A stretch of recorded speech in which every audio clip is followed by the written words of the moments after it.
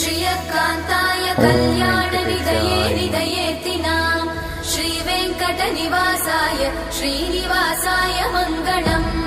Lakshmi सविभ्रमालोकसुभ्रूविभ्रमचक्षुषे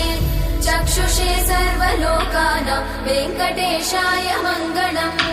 श्रीवेङ्कटाद्रिशृङ्गाग्रमङ्गलाभरणाङ्ग्रये